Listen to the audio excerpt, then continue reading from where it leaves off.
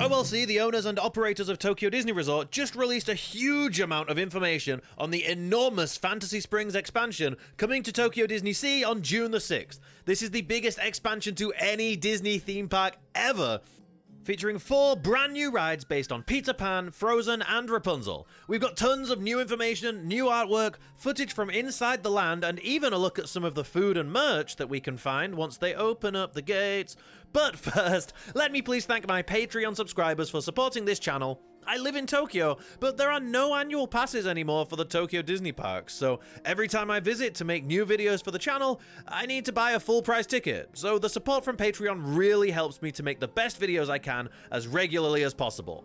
They also get early access to ad-free videos, so please check out the link in the description if you would like to support the channel. Okay, so let's get into it. To celebrate 100 days until the opening of Fantasy Springs, OLC had a big press release and released a new video showing some footage of the land. The next day, I started seeing Fantasy Springs adverts on the trains and online, so I think they're now starting the big marketing push for this huge new land. So I really want to talk about the new artwork that dropped for the rides coming to Fantasy Springs, as they tell us a lot about what we can expect from these rides when they open in June. But first, let's talk about the footage from inside the land that we've seen, and then the new advert and what that tells us, because that gives us an idea of the story of how Fantasy Springs brings these 3 mini lands together. So people online have been going crazy over this stuff, and whilst a lot of it does look amazing, and I am incredibly excited about it, there are some things I have some issues with, and I'm going to talk about that too. So let's look at each new shot we got from inside the land, what's so exciting about it, and then what problems there might be as well. So the first thing we see is something I've been really looking forward to seeing more of, which is the entrance and the rock work on the side that faces the park. I'm really interested in the parts of Fantasy Springs that are Fantasy Springs, rather than one of the 3 mini lands. I think this rock work is going to be a huge part of making Fantasy Springs really fit in with Tokyo DisneySea, and it's also going to be like an attraction in its own right, trying to find all the different nods to Disney movies, as it's not just Peter Pan, Frozen, and Tangled characters that are going to be in here. A lot of people are comparing the rock work to Animal Kingdom's Tree of Life, which I think is a reasonable comparison. I'm sure the feeling of discovering all the different Disney characters in the rock work will be very similar to exploring the different animals in the Tree of Life. In the new footage, we can see that the foliage is going to play a big part. This may look familiar to anyone who's seen the recent progress on Tiana's Bayou Adventure. This helps to give the rock work more of a lush, alive, and fantastical feel, which should transition really well into the 3 mini lands. It also seems like they offer subtle suggestions into which direction each land is, as Peter Pan is on the left, which is where Peter Pan's Neverland will be when you enter, Rapunzel is on the right, where her mini land is, and Anna and Elsa are in the middle, with the Frozen land straight ahead. Of course, it's always the case that these areas will look very different with people in them, but one thing I'm worried about is that with the systems in place to prevent guests from freely entering the land whenever they want, that this area will just be full of people waiting, temporary fencing, and cast members instructing people, but hopefully they'll take care of that before you get to this point, so you can enjoy this area a bit more freely. I think this stuff is going to be particularly beautiful at nighttime, so I'm very much looking forward to seeing that. We then see that the rockwork and foliage seamlessly transition into the Peter Pan's Neverland area, and off in the distance is the Fantasy Springs Hotel. Now, you have to remember, this is where they're really going to make their money back on this $2 billion expansion, so it's no surprise that they're showing it off. I still can't believe we managed to get a reservation there on opening week. Make sure you subscribe to the channel so you don't miss the vlog, the tour of the hotel, and the full rundown of the entire area. I'm so excited. It's nice to get more of a look at the park-facing side of the hotel, as we can see the other side from the monorail, and they definitely put more effort into the park-facing side, and rightly so in my opinion. Like I said before, I've been really curious about the Fantasy Springs bits of Fantasy Springs, and next up we see a bit more of that around the hotel. I love this Sorcerer Mickey rock work that we can also see in the concept art. I'm really curious as to how much of this area is accessible to normal guests in the park, and where that boundary will be where you need to have a hotel reservation. Next in the video, we go to Frozen Kingdom, which just looks vast. The forced perspective on the ice castle makes it look miles away, and the whole area is very impressive. Whilst a lot of this is quite similar to what we've seen in Hong Kong Disneyland, the thing that makes this one special is the Royal Banquet of Arendelle, and we can now see what the inside of this Tokyo exclusive restaurant will look like. I'm a bit torn with this restaurant because It looks gorgeous, and it gives us a chance to explore Arendelle Castle. I love that it's broken up into these separate parts, and we can even see some things that come straight out of the film. It looks stunning, but that makes it so odd that it's a counter-service restaurant. This location would be perfect for a buffet, table service, or even character dining, but we'll come to the character problem a little later, as that's an overarching problem with the entire expansion. Then again, Tokyo DisneySea already has tons of really nice table service restaurants, and it's kind of awesome that every family will be able to eat inside Arendelle Castle, even if they're on a limited budget. Well, as long as they got there really early and managed to get a standby pass to get into the land, but I talked about all that in a different video. We also found out which food we're going to have here, and it looks pretty good. We don't get many pastries in Tokyo, so as a Brit who lives here, I'm always happy to get some pie. The outside of Arendelle Castle is kind of what you would expect from Frozen at DisneySea. They've gone for a much more realistic and earthy, worn-in kind of castle that looks like a real cathedral or something, rather than the more cartoonish one we see at Hong Kong Disneyland. So that's what you'd expect from Fantasy Springs, right? More of a realistic take on these films, but we'll talk about a bit later on how that's not really the case all over the new expansion. Frozen Kingdom has another food stand with the brilliant name Oaken's OK Foods, which will sell this Scandinavian-inspired cardamom meat bread, which certainly looks interesting. As for the Frozen ride, we got a bunch of new details, as well as some artwork which confirm that this ride will be very different to Frozen Ever After, including animatronics of Hans and scenes from the movie that aren't seen in the other rides around the world. It was a little surprising to see just how different this ride will be, as a lot of people were wondering if it would use the same layout or not. We know the ride length is a little longer, but I was assuming they would just have an extra scene stuck in the end or something. Whatever it is, I do hope we still get a backwards drop, as that would really make this ride stand out from the other boat rides around the resort. Speaking of boat rides, next we see Rapunzel's Forest, and immediately you can tell that of the 3 mini-lands, this is kind of a mini-land. Whilst this is a ride and a restaurant, much like Frozen Kingdom, the scale is a much more modest, which is fine. But this is the area I do have the most problems with, from what we've seen here. Firstly, hopefully this is an issue with the filming rather than the actual design, as we're seeing the tower from a lot higher up than guests would, so the forced perspective may be working against them there, but the tower just seems too small. I'm a bit worried that the forced perspective isn't going to be so effective and it's going to look kind of small and underwhelming. You can see in this shot that it's designed to look like it's big and far away, but I think we can get so close to it that it's always going to look kind of miniature, which is a shame. Hopefully I'll be proven wrong when we see it in person though. It's very hard to judge these things on character, especially with a lot of this being drone footage that's not even at guest eye level. Another choice about Rapunzel's tower that I'm questioning though, is the inclusion of Rapunzel herself. If the tower ends up coming across as too small, which I think it might, then this Rapunzel model is going to seem like a miniature. Not to mention how strange it is that Rapunzel is just sat in her tower staring out of the window all day, every day. I don't know if they're going to turn around and say this is just a statue of Rapunzel that the townsfolk made or something, but that seems unlikely. I think this is supposed to be the real Rapunzel. Which again leads us onto the character issue, which I'll go into more later, but if this is the real Rapunzel looking out of the tower all the time, that would mean we can never have a Rapunzel walking around this area, right? Are there any other instances of a model of a Disney character being on show outside a ride? Because I really can't think of anything like this. Let me know in the comments if you can. Come to think of it, it's possible that you can only see Rapunzel from the ride, so maybe that leaves the possibility open to have a walk-around character? It would also make it less weird that she presumably doesn't move. One thing I do like about the tower is that we can see the same colourful flowers that we see in other parts of Fantasy Springs, sort of climbing up the base of it, so that really helps to keep this entire area more cohesive, which was always going to be a challenge with these 3 mini-lands taken from totally different movies. We'll learn more about the story reason as to why these flowers are everywhere when we look at the new advert that came out. But next in this video, we see the Snuggly Duckling, which is another counter-service restaurant based on the location of the I Have a Dream song in the movie. I was really excited for this restaurant, and it does look very accurate to the movie, even including the piano. But something immediately struck me as soon as I saw it, which I can't get over, and it really surprised me. I really didn't expect it. Look at the entrance. What is hanging above it? Antlers. Who uses antlers in all of their decorating? This looks so similar to Gaston's Tavern that opened in Tokyo Disneyland in 2020, and I just can't get past it. Hopefully it'll feel different once you're in there, but I think it's really going to lose a lot of its impact if it just feels like something that's already at the resort. And to be fair, they're both very accurate to their movies, so it's not like Imagineering did a bad job of anything. Speaking of the movie, you can tell that this is set after the events of the movie, as someone has painted a shrine to the princess on the wall, and I love how the lights in here are like little floating lanterns. I do think this restaurant's going to be cool, and it definitely looks way better than the Tangled Tree Tavern restaurant in Shanghai Disneyland.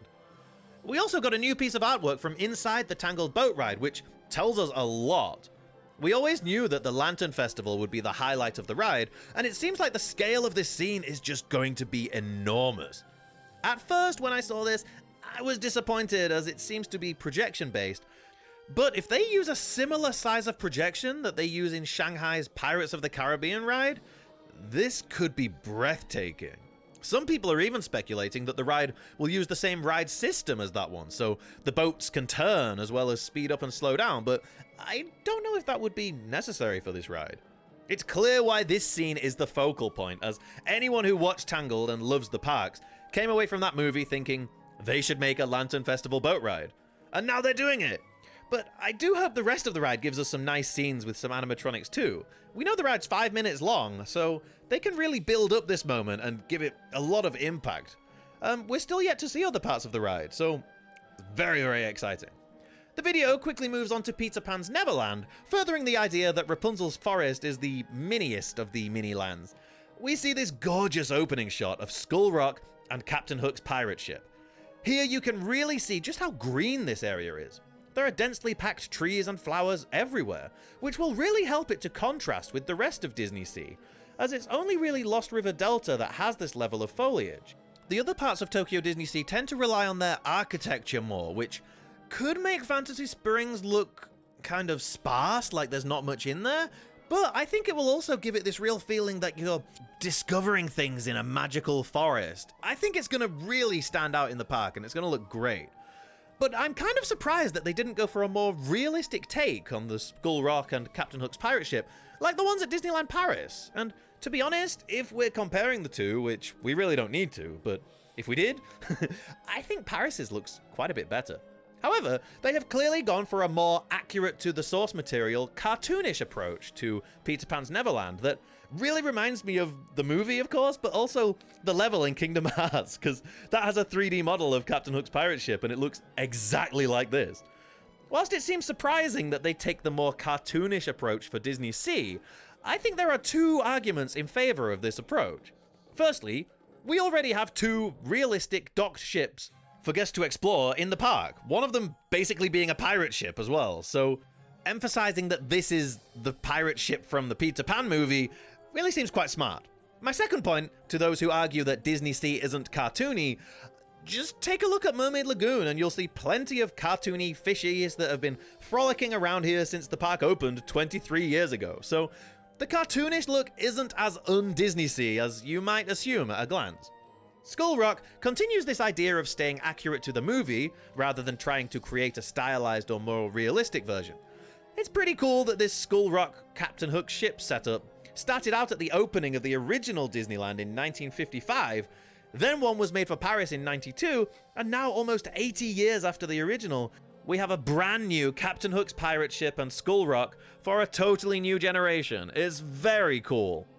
Next, we get a glimpse at Fairy Tinkerbell's Busy Buggies, which was definitely not the name they were hoping for when they designed this sign. It seems pretty hard to read with all that text crammed in there, but whatever, that's the name, and we all just have to pretend that that's okay, I guess.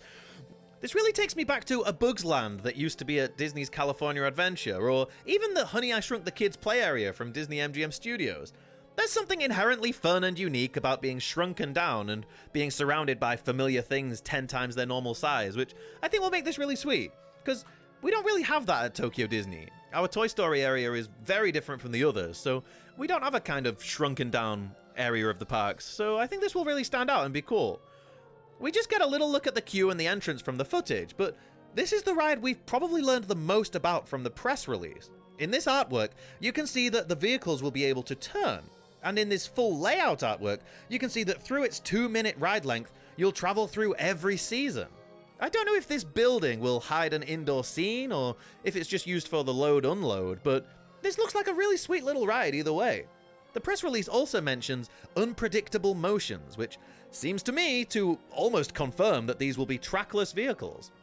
If that's the case, this will be the first time we've seen an outdoor trackless Disney ride that moves through different scenes like this, rather than Aquatopia or Luigi's Rollicking Roadsters, which more or less move around a single space.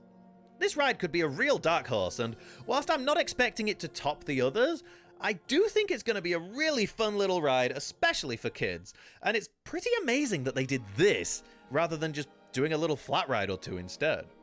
One ride that's going to be anything but little is Peter Pan's Neverland Adventure, and whilst this is the ride with the most mystery surrounding it, one thing was revealed in the new artwork, where the artists wanted to make it very clear that this will indeed be a 3D ride requiring 3D glasses. Pair this with the ride vehicles looking very similar to Universal's Spider-Man ride system, and the height restriction being exactly the same as Universal's Spider-Man ride, and I think it's a safe bet that this will use that ride system. We also learned a bit about the story in the press release, where they say that John has been kidnapped by pirates and it's up to us to save him, with a bit of help from Tinkerbell and her pixie dust, of course. If this ride pairs the action and excitement of Spider-Man or Transformers at Universal with the magic and wonder of Disney's classic Peter Pan, this 6-minute adventure is going to be unforgettable and maybe a good contender for best ride in the world. We also get a little look at the Lookout Cookout, which is a small restaurant where the Lost Kids, yep, they're the Lost Kids now, have gathered scraps of shipwreck to construct a fort. Although nothing's going to top the grandeur of Royal Banquet of Arendelle, this could wind up being the most fun restaurant in the expansion, as I can imagine a lot of gags and fun details hidden around the place.